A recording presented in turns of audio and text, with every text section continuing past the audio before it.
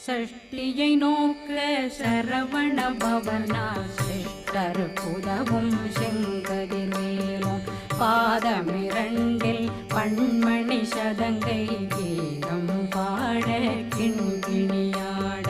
சஷ்டியை நோக்க சரவண பவனா சிஷ்டர் புதவும் செங்கதிர்வேலும் பாதமிரண்டில் பண்மணி சதங்கை கீதம் பாட கிண்கிணியாட